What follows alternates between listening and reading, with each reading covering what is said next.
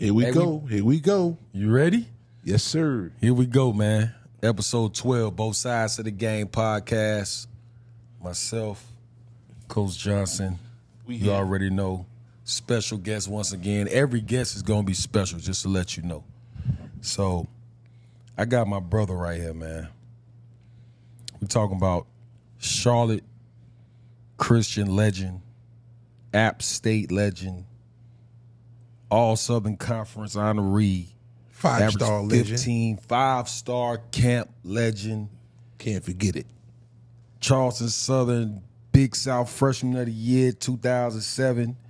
I'm talking about like one of the guys, not only on the court but off the court in terms of integrity, work ethic, has an amazing story that we're connected with.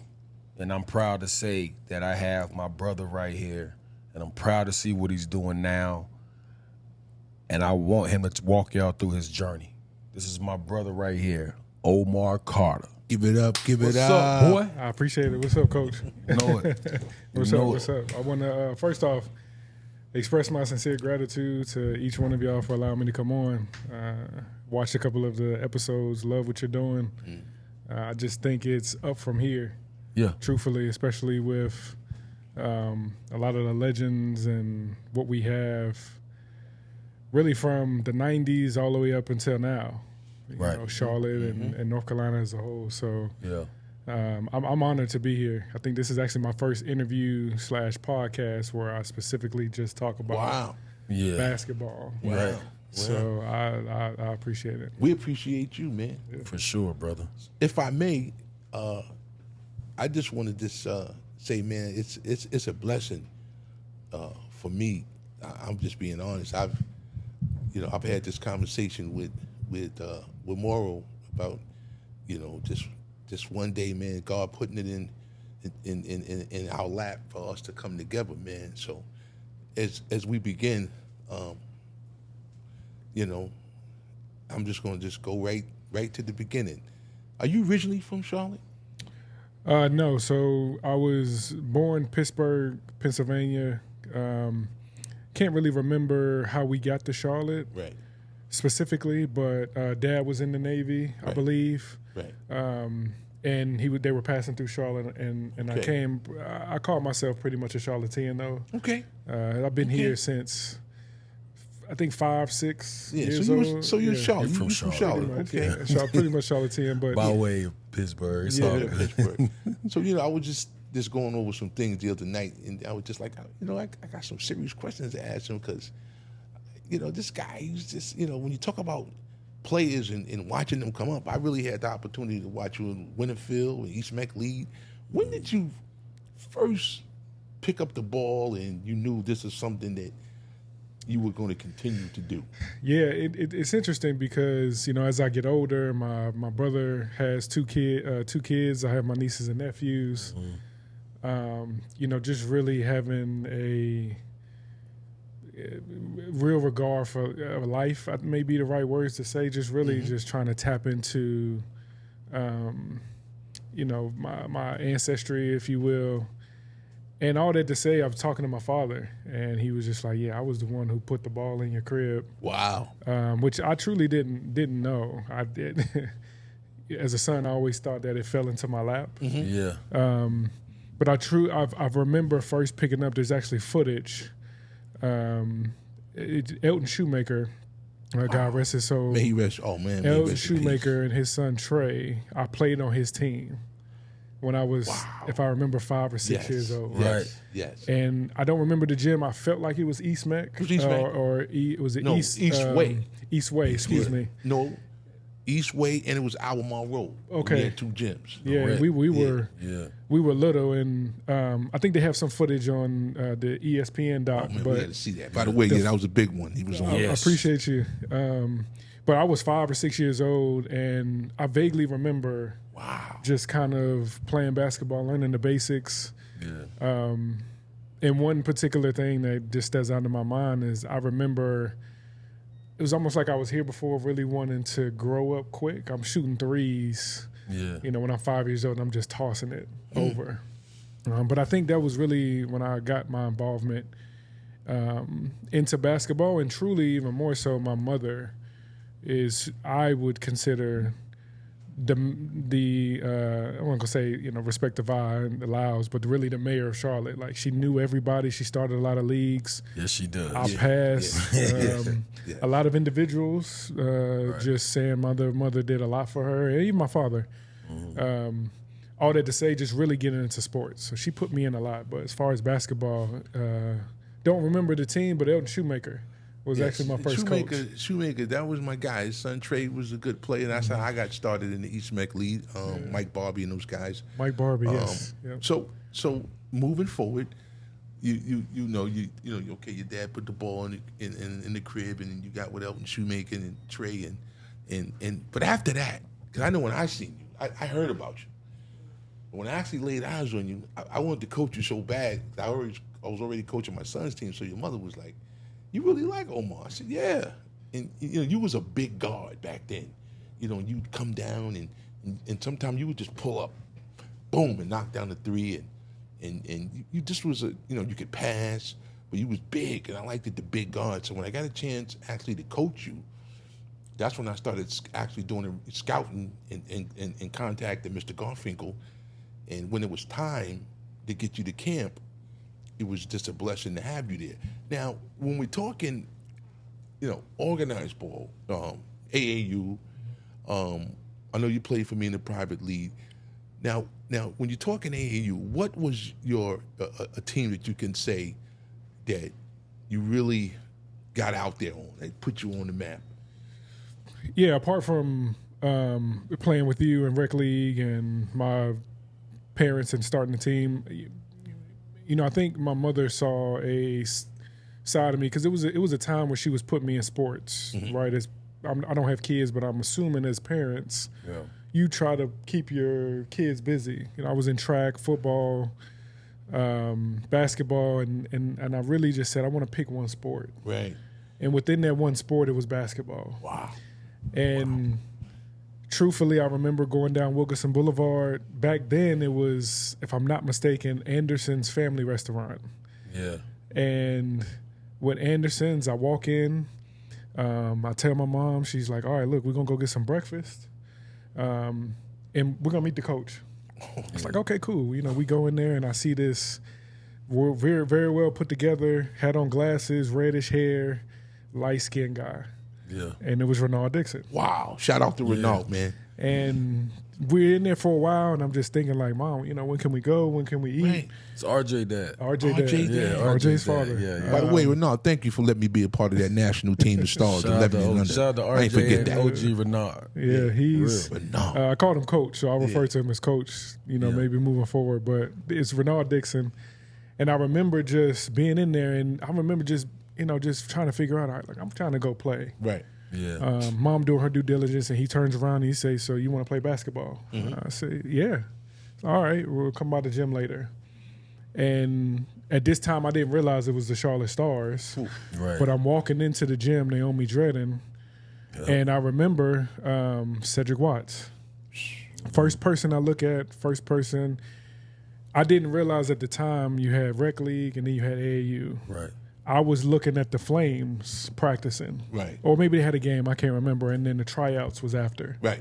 So I'm sitting in the stands, and I remember just being nervous because I had played in rec leagues. I really wanted to spread my wings, so to speak, and something just told me this was it. Well, you need if I really wanted to, this is where I needed to be. Well, who was on that for team? The Charlotte Stars. During that time, I remember I thought I was going to play for Coach Renaud, but RJ, his son, was actually a year younger. Right. And I was a year older. Right. So the team I was on, man, it was Whoa, can't wait as for this. as a 9-year-old, it was me, Cedric Watts, Big Smooth, Donovan Monroe, Ben Starwall, Steph Curry. Yeah. And I can't remember a lot. Donnell Mack, Jason Smith, Dante Simmons. Like, I could keep going. Wow. And Dante's and a few of them I may be mixing up, but either way, the Stars organization, I felt like, was growing at that time. Mm-hmm. And from my memory, right, the younger team, RJ, Dominique, a lot of those guys, but I really looked up to the older team. You had J-Rock, Julius Powell. Wow, J-Rock. A lot of those guys I remember. K.C. Rivers. Mm-hmm. Corey Farmer, Corey Farmer. He was tough. And I'm nice. Missing a lot of names here, but around that time, can't name everybody. We got a part too, but y'all get it. We love you, man. Yeah, but around that time was when I really started to immerse myself into basketball and really the culture. Because truthfully, and I know we'll get into it, but truthfully, the Charlotte Stars had a culture about them. Yeah. Wow. You know, when we walked in certain national gyms where we were in They Florida, knew you, right? Whitewater Sports. Yeah. It was a vibe, right? They had the chants. You had to we were organized, right? You know, you had the warm up suits, yes. And so that's when I really started playing. Well, you know, for me, my coaching after I got out of 5-star, you know, being going through that and just learning the drills and then Golf sending me down here and telling me to try to get some of the guys to come to camp. Well, no, Dixon actually gave me an opportunity to be a part of that 11 and under team. Dominique, his son, Stant, you know, those guys, Trey Howard, may he rest in peace. Great team. McFadden, he was on that team. It was just tough. They were just tough, and they went on to take the Nationals. So you moved on with the Stars, and tell us about your journey of how you got to 5-star basketball. So if I can back up a little bit, it was back up 9 to 10 and under 11. It was really my relationship with my mother's relationship with a lot of those guys. Malcolm, right? Specifically, I hear my mom talk about Dale a lot. I Dale spent Curry. a lot of time over there, and I'm just to be honest, not sure how we connected with you, right? But you were how I got connected to 5-star. Well, I can tell you the story, if I may.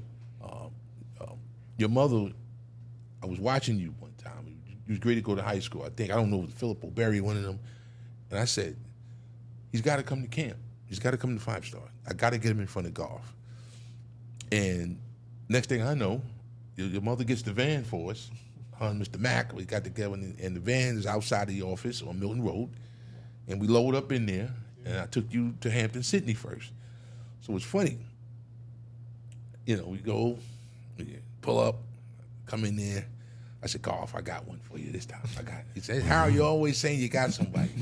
Next thing I know, you're winning everything. You know, you're playing strong, and it was a beautiful thing. Yeah, you know? So that reminds me, you know, when just speaking to Mother getting the van is just, again, how immersed she was into kids and my friends' lives, really trying to just make a way for individuals. And so during that time, just speaking to AAU, I believe I was 14-ish at the time. And so I had actually transitioned because I want to be I want to make sure I mention this, but after I left the Stars, I went to Forest City Heat. They were tough. So I went to Forest City. Weaver, the big guy. Yeah. Forest City. During that time, honestly, just to speak to or set the stage, it was the Royals, the Charlotte Stars, Greensboro Warriors, Garner Road Bulldogs. It was the just Gators. North Carolina, the Gators, Greensboro Gators, yes. Rest in peace, Vic Sapp. And it was just a time where, just going back to, you know, trying to immerse myself in basketball, as I mentioned, going to the Charlotte Stars, I knew this was another step that I needed to take. And so with 5-star going up to the camp, you actually told me it was, again, another step to being able to go against some more talent. Right. And specifically, man, if I may just speak to that van. Yeah. It was me, Charles Dewhurst, Will Graves, Mike Laney, Eric Maynor, myself. And as we're going up to 5-star, this is my first camp, I remember just being extremely tired because I honestly didn't know where we were going. I drove through the mountains. We drove through the mountains. Straight up. Yeah. But before we got to the VA. mountains, Yeah, before we got to the mountains. No, I picked them. Yeah. I'm saying to get up there, you had to go through Virginia. He talking about when we picked up Chris. And that's what I was about to say. We're going. My first time, we're going. We stop at the gas station because Coach was notorious for stopping. Yeah. Eating or really was picking up other basketball players. Right. Making moves. Mm-hmm. And I remember I'm like, I'm thinking in my head, I hope this is the last one. I'm tired. I'm just ready to get there. And respectfully, I didn't know who Chris Paul was at the time. But to set the stage, Chris had just, or CP had just scored 61. Yeah, 61. Yeah. So he had a big year. Yeah. But there's no social media. Right. Papers, depending on if you're reading the papers, you don't know. Covering that. You don't know. You don't know what's what. Yeah. Remember getting up to 5-star and remember looking at a lot of the players and I just be like, I don't know where this guy is. Yeah. Like, where's remember going out and he's we're campers. He's one of the counselors. The counselors. Yeah, he was just committed to Wake. Yeah. And all that to say, I was want just to say too. I thank Mrs. Paul for trusting me to bring him in the van to the camp. I thank you for that. Real talk. And all that to say, it was just speaking to the amount of players and just the respect level that 5-star had. And I saw it. I saw it when I got there.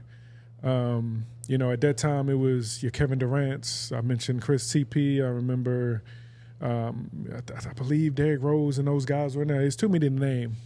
But I remember it just being a real fundamental outside hot degree. We on concrete, no dunking. You just really getting after it, right? Laying the ball in. So listen, I'm gonna switch over in the high school part. How you wind up playing with Steph and whatever, and you guys are private school guys. So more, you can go in, you can open that door and go into that room. No, I just want to know how many days did you go to Station 13, bro? Be honest. You know about 5-star camp. Station 13 was like the extra station that nobody really wanted to go to. Yes. But they used to always say Michael Jordan went to Station 13 every day. Yes. So you want to be Michael Jordan, you ain't got to answer, bro. But you was in there enough because you had a great career, bro. And it was hot out there in Virginia. I think you bring up a good point because at the time, all those around me were instilling, if you want to get better, you got to go the extra mile. You got to go the extra mile. And so I was almost scared straight into going into it. So I was going to the Station 13s probably as much as I could, but you remember 5-star. It was 6 o'clock in the morning. You playing 5 or 6 games. You got to go to each camp. You want to take a nap. Yeah. I went to a good bit of them because, and the guys were giving out cards. You had NBA. I guess player development people. You had the college coaches going to show you a real workout. Yeah, it was Station 13. I mean, I could say I've heard golf go off on about 40 rising seniors, juniors going to be seniors. He said, "I just want you to know, this was lunchtime. He said, I just want you to know, out of 40 rising juniors, you guys are going to be seniors. 10 of you only showed at Station 13. What are you scared of? How you gonna get better? You think I'm not watching?" So he loved the Station 13. I mean, just out of respect for Garfinkel too, like it was a well-tuned, well-oiled machine. I mean, don't show up late to stretching either. He gonna put you in front of the camp, and rightfully so, he gonna embarrass you. And it was good for us. I think it showed us discipline as athletes. It showed us accountability. And even, like I said, just the fundamentals. I know I took a lot of the lessons that I learned at 5-star and to continue to build in my career. And and just to your question, that just helped me as I continue to try to catch guys like Morrow and KC. We're going to get to that. We're going to get to that. Because for me, they were I know you mentioned just going into the high school sector. I don't remember where you were at before, but I remember that was the big thing. Morrow was going to Latin. I was at South Met. He was at South Met, yeah. And you were going to Latin, and I'm just like, you were going to Latin. I can't remember if KC was going to Oak Hill at the time, and then Darnell went to Statesville Christian, but it was around kind of that same time. era. And these are the guys I looked up to, yeah. So you actually played against. We used to play against each other all the time. YMCA. Anytime we had to match up. But let me ask you something. When you was at Christian with Curry in the backcourt, how was the game when you actually played against Latin? But did you? Did we play? I was going to say I didn't get the opportunity to. Yeah, we didn't play against each other. didn't know that. Yeah. His freshman year of Georgia Tech, I had actually went to. Right. Yeah, that's when he transferred. Right. Yeah. And when he played was against Dewhurst. correct, when he he played was against Charles. Yeah. correct. Yeah. Now, when the Dale Curry tournament, Right. I always call it the Dale Curry shootout. It switched to the Bojangles for whatever It's reason. still the Dale Curry. But it's always going to be. It's Dale still Curry there. tournament It's today. still there. Today is Dale Curry But tournament. with the Dale Curry, I remember again just watching. You were a senior at Latin. I was at Philip O'Berry. Yep. So we were still in. There was two different, I guess, sections. You had the regional. You had the nationals. Yeah. Y'all were always in the nationals playing Yeah. against the big boys, your Brandon Rushes and Nolan Smiths. Yep. We were in the regionals, and a lot of times it was local. Right. Right. So Well, you we had started at your a run. local. You had your My run. first year, it was at Bojangles, and then the next year, next 2 years, it was at Latin. We was in the national. But, bro, I remember you, man. I just remember one thing about you, bro. Like coming out of we matched up at the YMCA one day. I think your brother was up there with you. I think he was there with you. He was always with you. And I was like, bro, played really hard, man. He played hard as hell, man. You know what I'm saying? And it was just like always like that. And I was like, every time I see him in the gym, we got to match up. You know what I'm saying? So I was just going to ask, like, because I remember my transition from South to Latin. And I remember, like, just the process and the mindset change and the atmosphere and everything. I was going to ask you, what was that process like when you left Philip O'Berry to go to Christian? So if I may first just speak to the playing hard aspect of it, you may not remember this, but it was a time where within our matchups and really just trying to be a better basketball player, I knew I needed to work hard, right? It's just what it is. Some people just have that gifted talent, they just raw talent. They can go out and play. For me, I needed to continue to learn. I was a late bloomer. And it was a period where I spoke to you at Charlotte Latin in the upper gym. I think y'all had two gyms. The older, yeah. And you, just like a lot of the players, you poured life into the younger guys, me specifically. And you just basically told me, no matter what you do, continue to stay down the path that I'm on, play hard, and work hard at your craft. Right? Make sure you always. You do that. And I took that with me. And it just coupled and it married well with a lot of my coaches and the direction that I was going into. So I did want to mention that. Again, you may not remember it, but you did. So I appreciate that. I appreciate that. I got you, bro. The transition was tough because I came from a very specific neighborhood and it was predominantly black. It was, just to speak plainly and candidly, it was predominantly black. I had never been around that type of culture before, Charlotte Christian, as I'm speaking of. And so my mother being who she is, I actually did a couple of visits. I actually thought I was coming to Charlotte Latin. Respect to Coach Faulkner. We literally, I felt like, I sat in his office. Yeah. I felt like I was going there. Something happened. I took the test. I did a lot of things. I was talked to Cannon, and at that time you saw just an influx of individuals taking basketball more serious. Yeah. So that transition was tough, I had braids back then. I was wearing the baggy clothes. Yeah, we all was on that.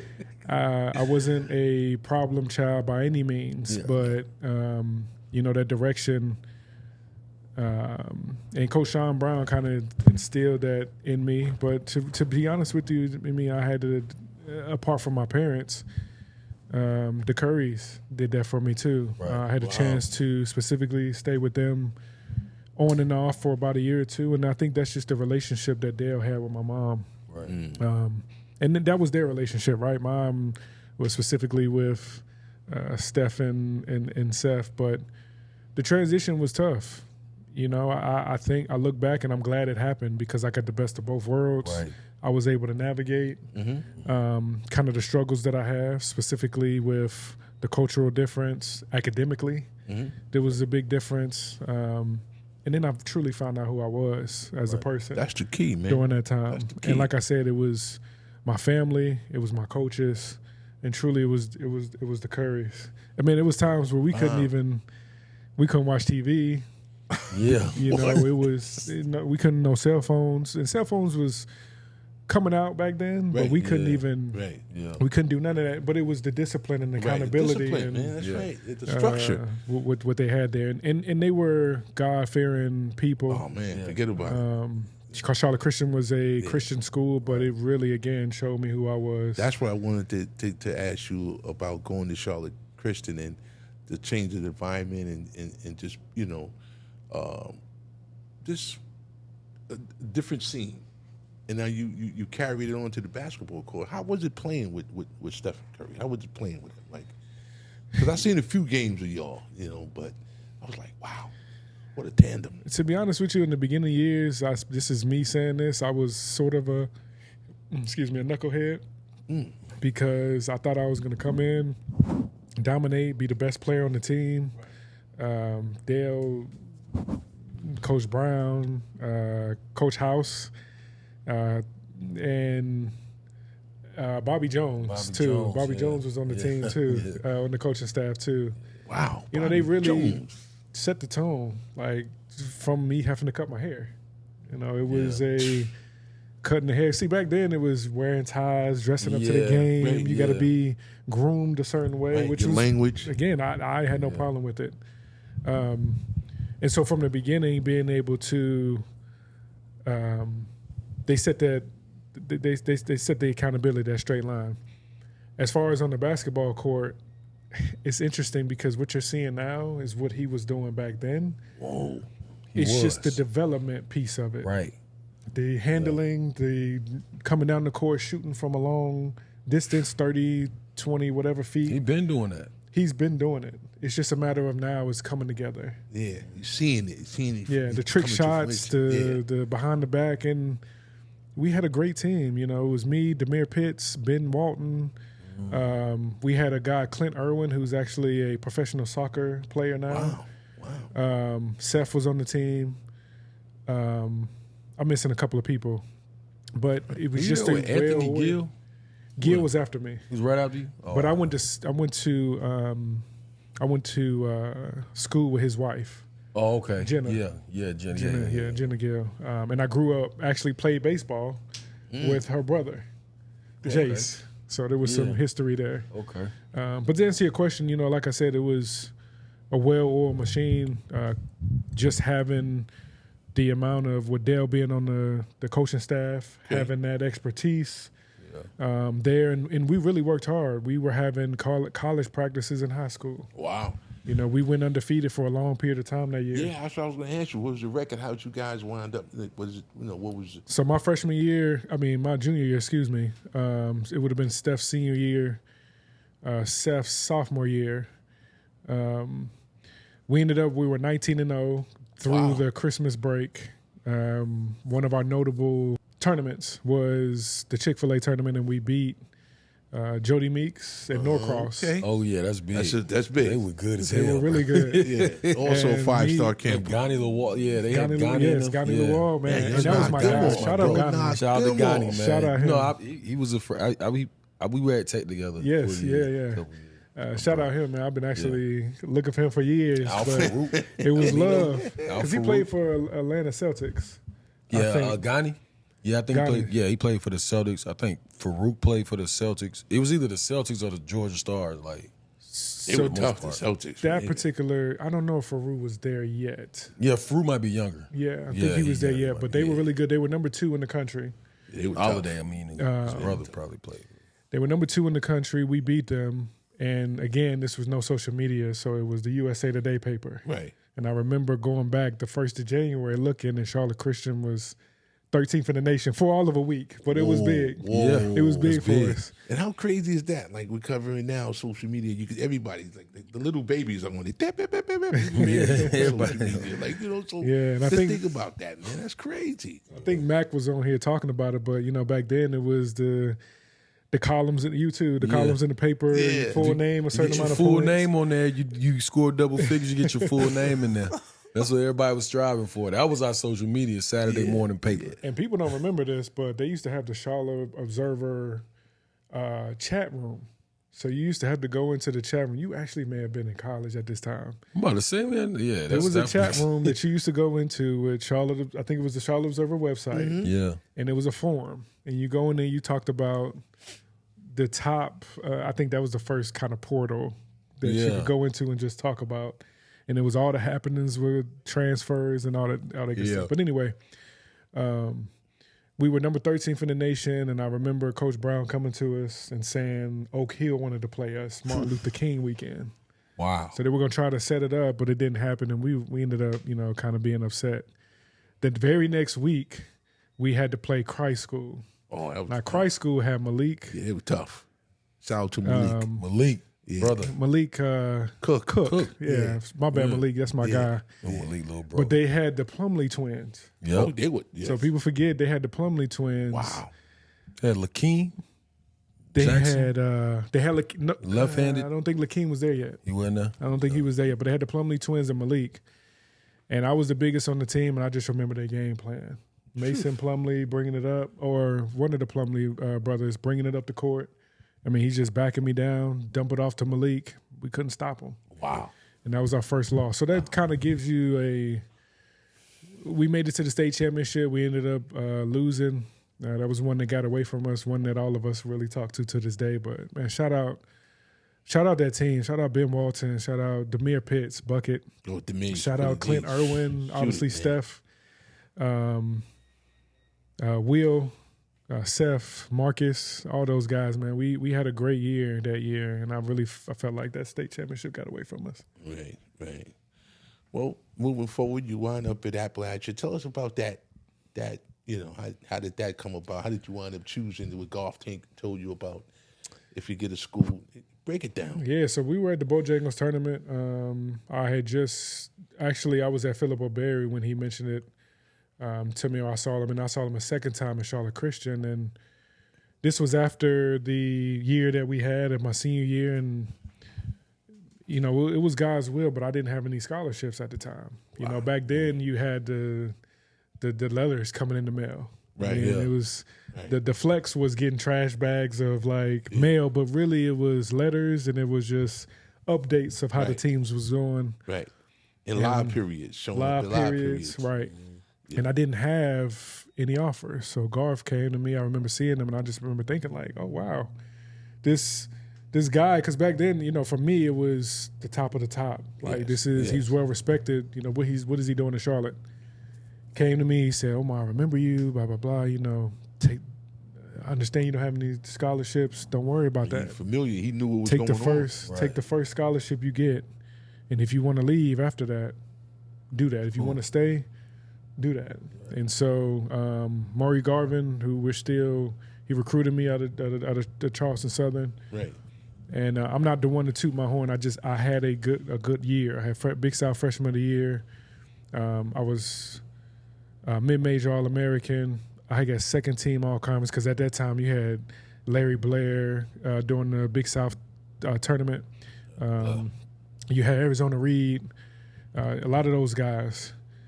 And this is interesting because as I'm leaving my sophomore year, my mom was actually being who she was, calling around, trying to get me a scholarship.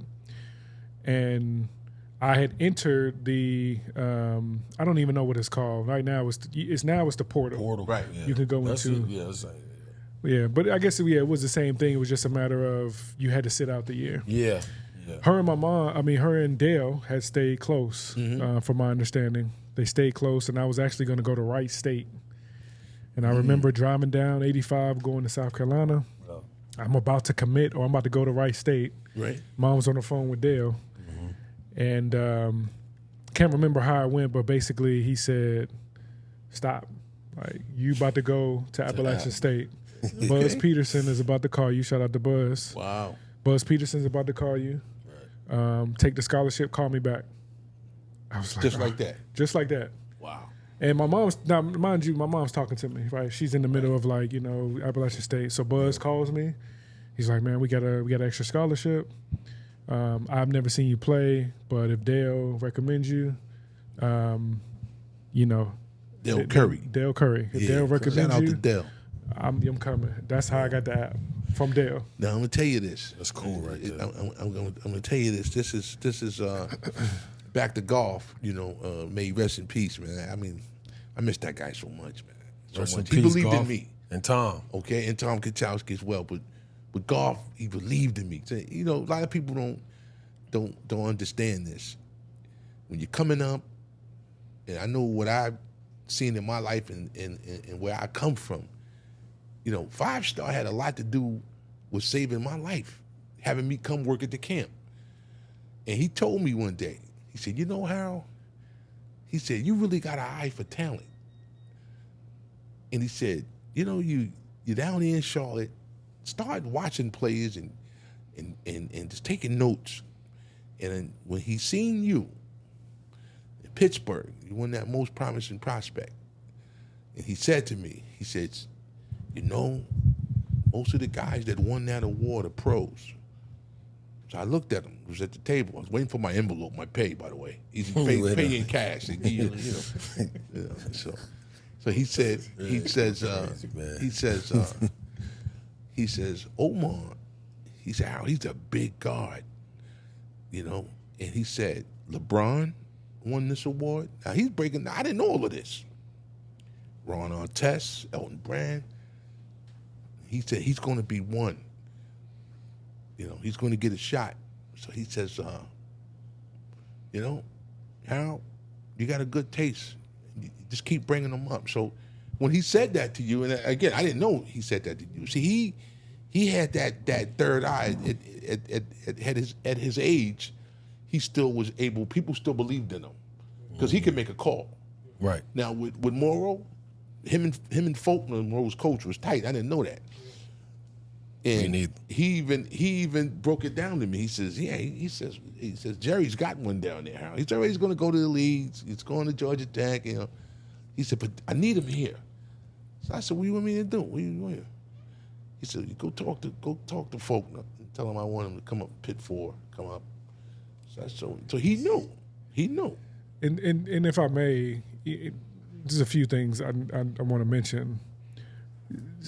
During that time, I'm not saying this because you're sitting here, but Morrow, he was a big guard, and I remember you had perfected the top of the key, turnaround, mid-range, free throw jumper. Literally, I used to watch, catch the ball as soon as he caught it, because I used to practice it. As soon as he caught it, literally as soon as he caught it, it was quick. Yeah. Right? Yeah. And I felt like you perfected the 3 in the league. Just quick shooting. It's a lot of stuff you perfected, but thanks, just speaking to the big guard piece of it, I knew because I had a growth spurt at that time, right? And just collectively, again, it was. I want to be very, I guess specific is the right word when I mention this.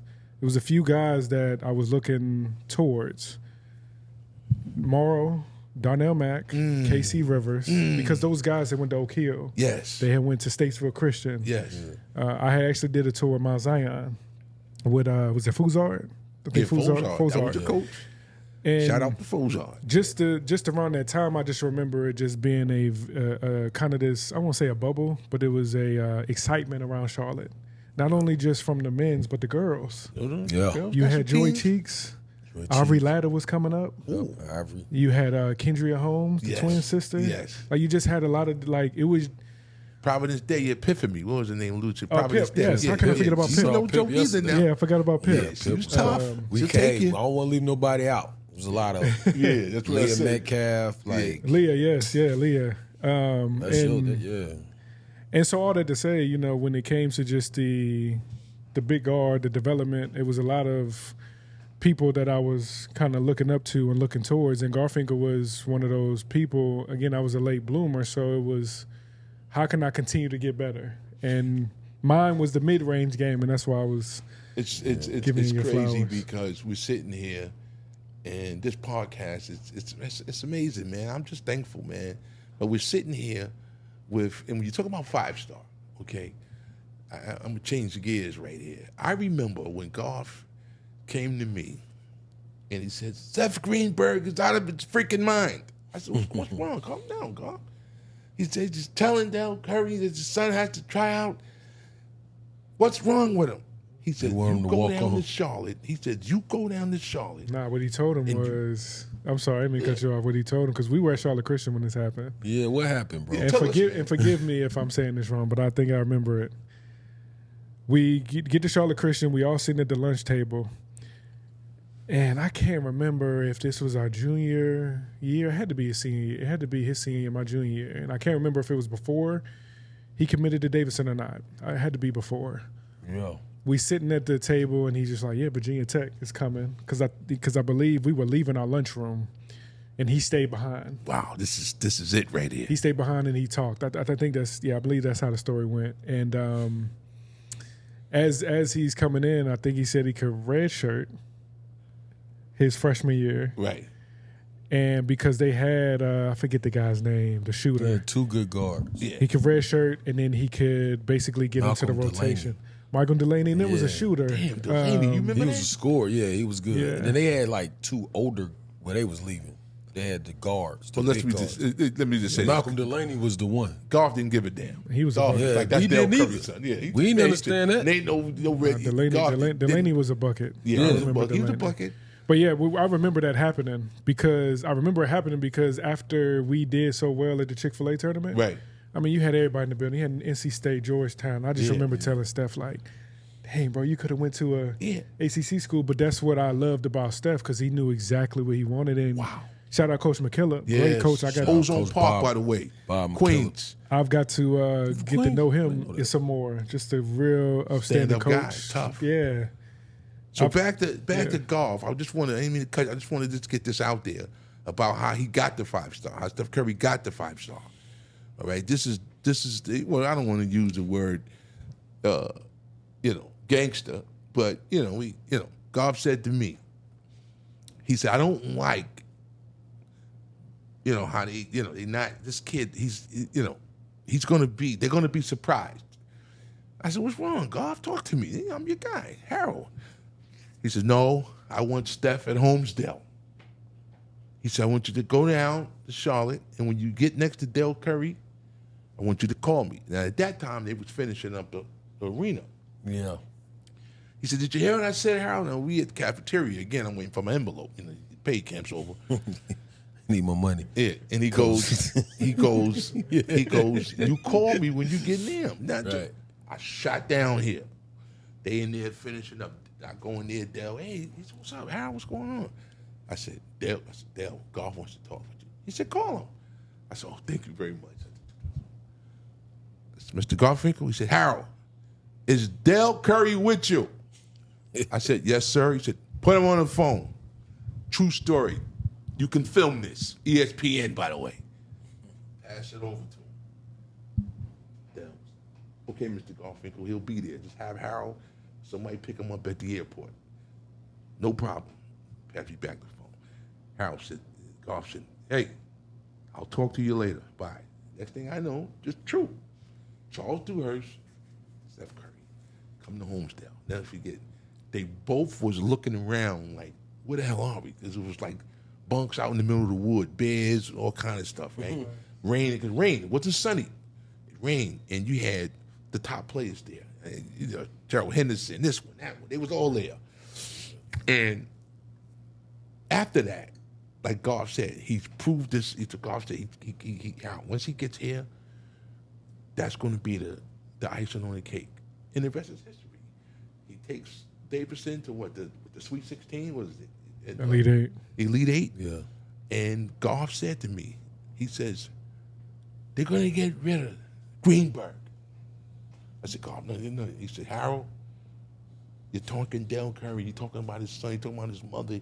He's like, this guy, is he out of his mind? The next thing I know, he's fired. He had a meltdown on ESPN. I don't know if y'all remember that. I don't. Oh. He had a real meltdown on ESPN because he was getting questioned about it. Like, what was that? Like the year before Steph went to the league, I believe. And he was like, "What do you want me to do?" I had whoever, and I was like, "I don't know," but his parents went to VTech, bro. Man, both of them. You Golf can't tight. get that wrong, He bro. said, "Bring him here. Get him up here." You got to figure it out. He hold the record, right? Who? Yeah. For threes? I don't know. I gotta look it up. Something. Probably does. He holds a record there for something. It's something. He's a legend there, Yeah. obviously. By the way, records. We're sitting here. Oh, Summer League get ready to start on the 12th. Okay, We'll be We're there. sitting here with the guy that legend. holds the record, Right. 5-star camper, Anthony Morrow, 47 5-star. points in the Summer League. So we talking about records. Let's go there. And And he's I a remember 5-star that. camper. That was from my perspective, that was dope. And that Yes. goes back to just what we were trying to reach, at least for me. It's like I was shocked. Morrow. I was shocked, it. but I told him, I said, "You got to be there. You got to be there." He So- just found out like 2 weeks ago. And that's what he's gonna tell me. Listen. What you gonna tell me? He said, "Coach, you gotta do the research You on know your me boy, like my man." whole life. Do your I research. didn't know. He didn't know. And then he shouted. No, because it was like they running it. So I'm going this year. I've It's like the seen it. 20th I've seen his anniversary name. in Oh, Vegas. word. Okay. I didn't know it was Still that. got the Yeah. record. I thought somebody was gonna break it by now, Yeah, but since Summer League, everybody been right here in hitting me up, Charlotte, man, he I'm holds just the going record. Nah, you should Anthony definitely. Morrow That's sitting here that's with huge. the big guards. just gonna stay off the strip and just chill out, man. I'm a big boy now. I can't. Yeah, no question, no question. So, we now we Appalachian. You're playing Summer League ball, and you're playing in the tournaments, and with all this stuff going around with cardiac arrest and things like that, an incident when you happen, and I'm thankful that you're still here, and you're bringing awareness to that. Can you touch on that with the defibrillator and what you got going, man? The viewers and the people that's going to watch it need to know this and how deep this I'm gonna is. tap in on that too. I want you to speak on it first. You can go first. Okay, yeah. So after I leave, App has really good, notable years.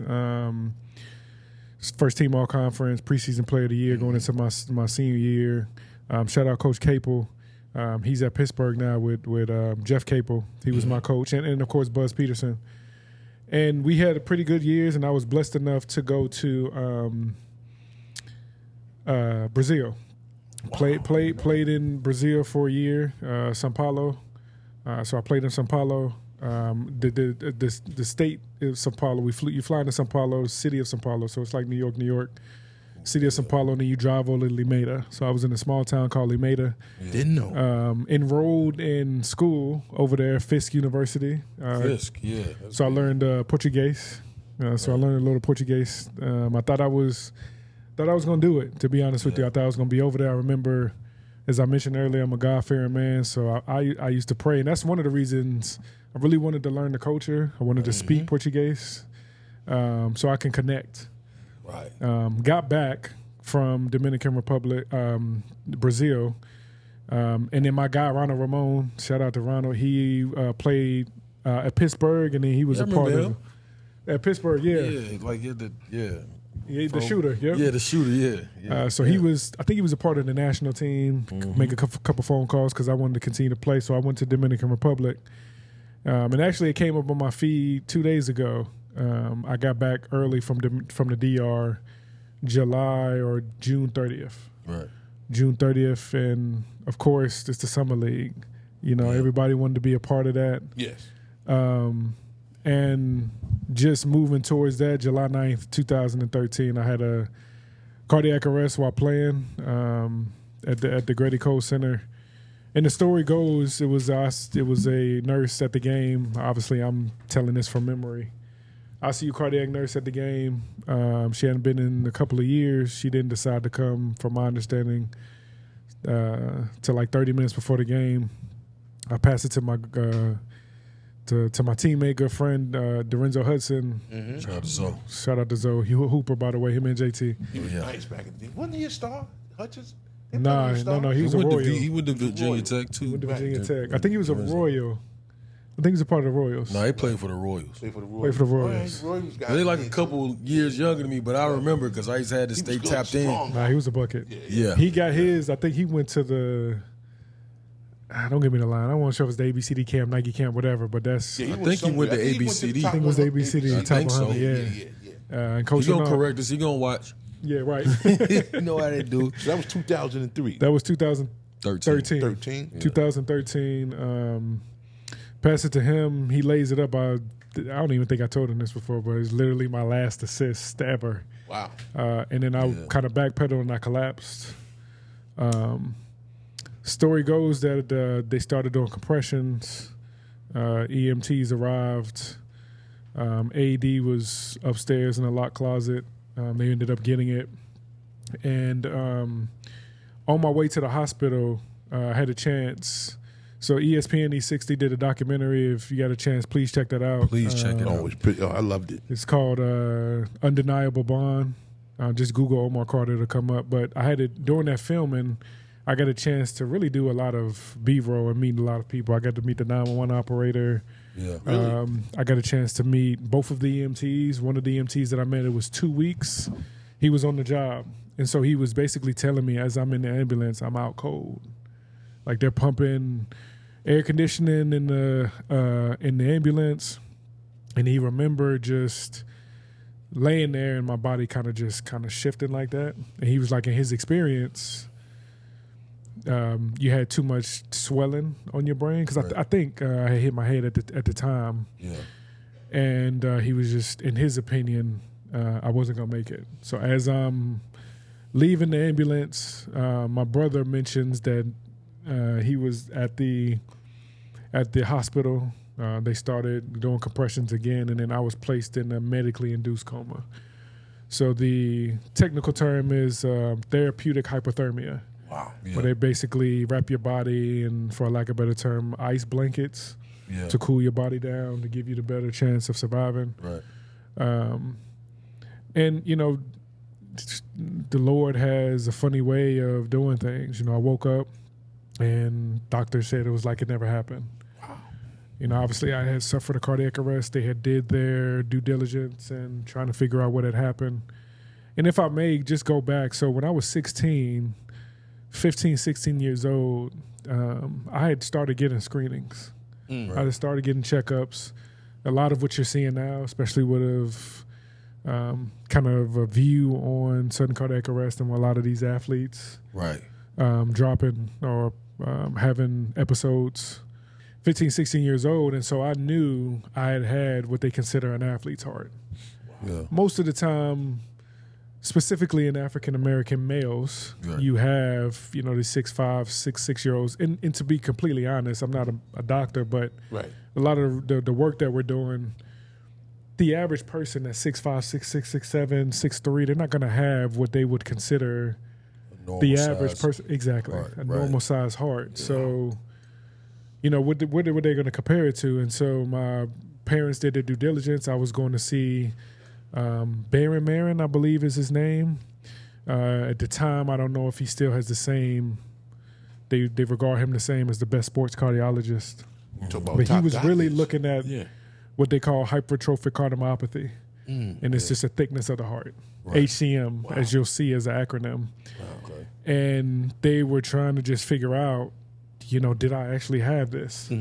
So for a 10-year period, I had a thick heart muscle, but their reasoning was it could be caused by a lot of different things. It could be high blood pressure.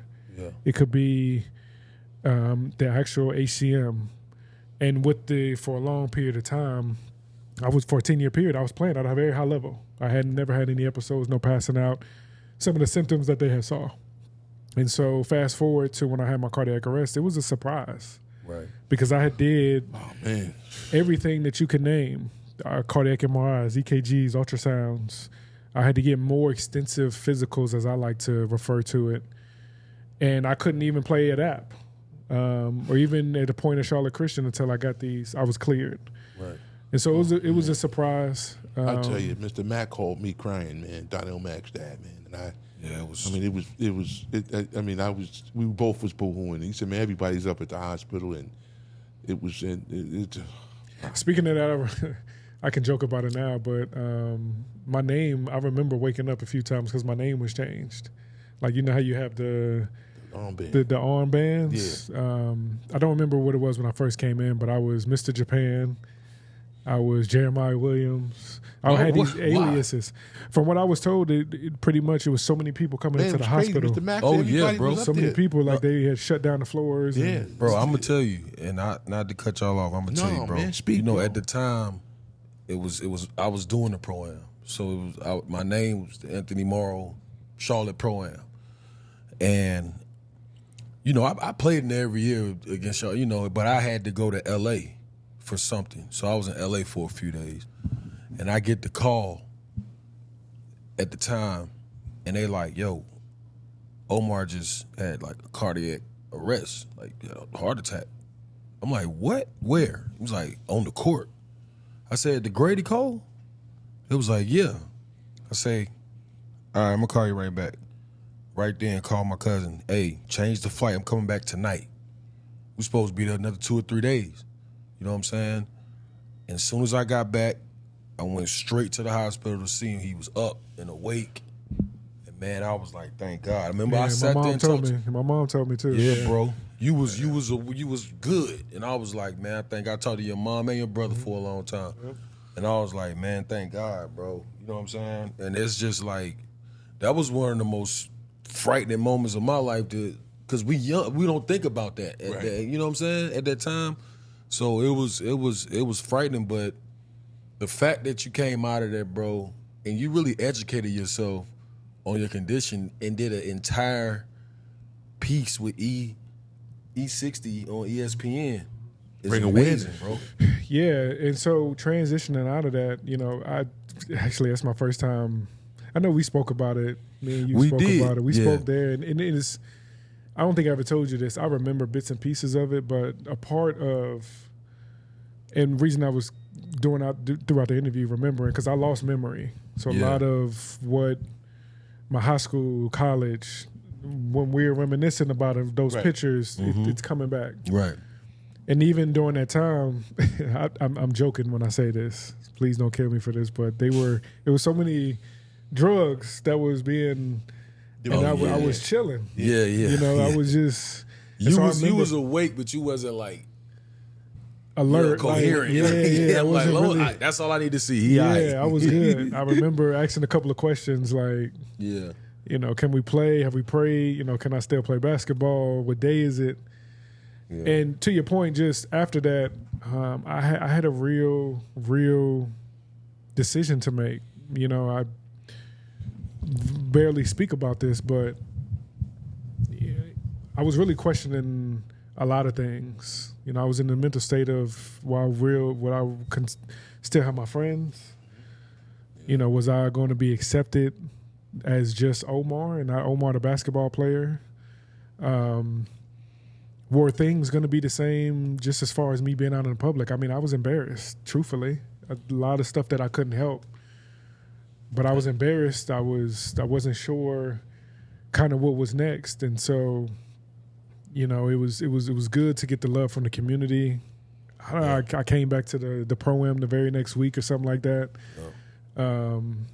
And the next steps was really just knowing that there was a need there from a cardiac stuff. So I started the Omar Carter Foundation. Right, talk about that. Yeah, we're going into the both sides of the game business, both sides of the business. Yeah, you do. Yeah, I need to hear it. Okay, yeah. You got some merch on. I need to hear about everything. So we did the Omar Carter Foundation. The Omar Carter Foundation's goals is to teach 1 million people bystander CPR, but it's actually threefold. Mm-hmm. Okay. Teach 1 million people bystander CPR, place AEDs. So it's bystander CPR and AED awareness, right? How to use an AED machine, what it looks like, how to be comfortable. Place AEDs, so we do AED surveillance as well. And basically what that means is we partner with different colleges, we partner with businesses, and it's an opportunity from an awareness piece to educate them, but also, where's your AED at? If I'm at a college, can you identify where it's at on this campus or in this business or even in the park or public? And then the third thing is just being a voice for other sudden cardiac arrest survivors. Right. And really it opens up the conversation for other things as well, right? When we do whenever I'm speaking with individuals that have cardiac arrest, you know, I'm able to talk to their parents, kind of what they went through. Man. Absolutely. Heart attacks, you know, symptoms I may have felt. Yeah. and even just leading a normal life. One of the things that I do have is an ICD that's placed, and for the public, that's basically an internal defibrillator, and so it's a lead that goes, straight down my chest, right up under my skin. So what we're doing now is it's not an official partnership with the Hornets. We more so are going through Novant, which has reached out, and a couple of unofficial partnerships where they do health screenings for the high schoolers. It's more extensive screenings, as I like to call it.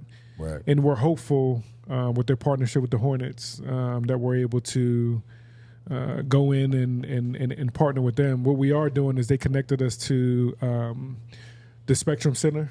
So we're training them on July 15th, July 18th, and I think the 19th.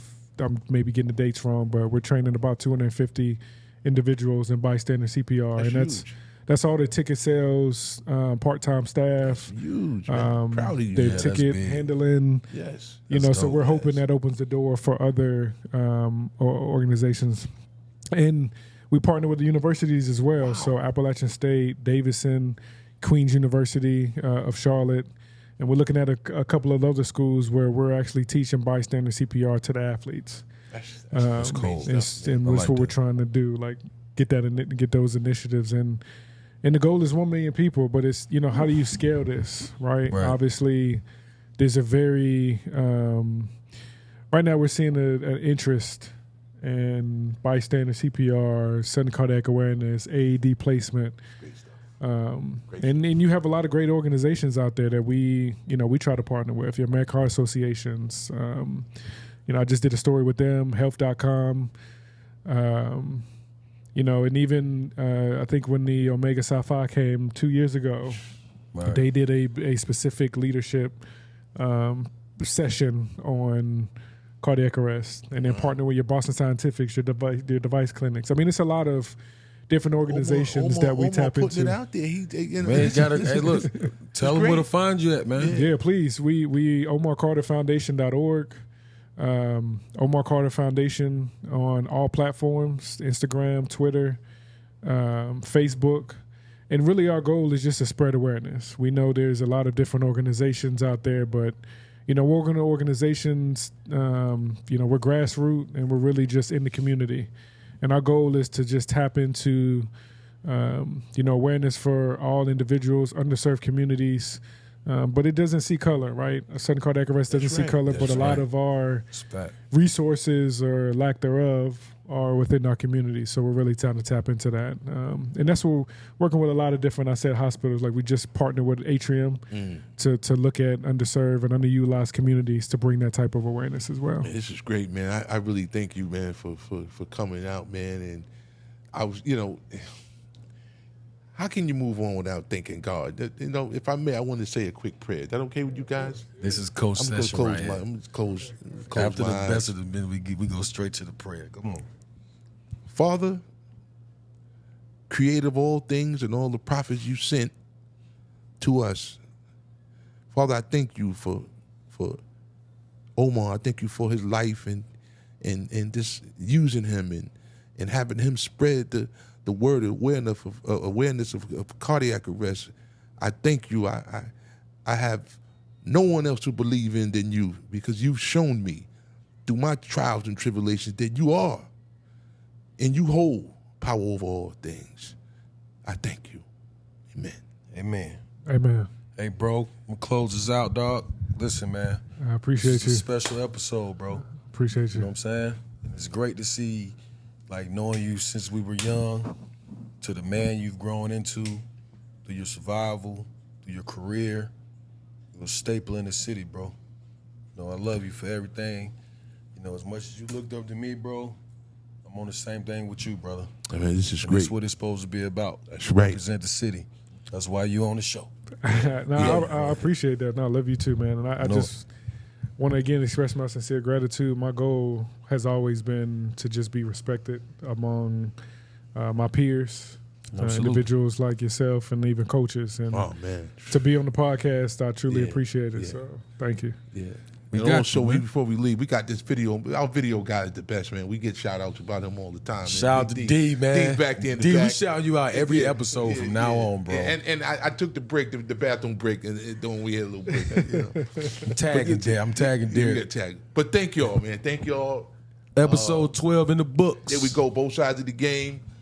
And listen, this Charlotte thing, you don't know the history here. You don't know the richness here. But you know what? It's coming. Just be patient, and we're going to put it out there. We locked in. Locked in. Love, episode 12.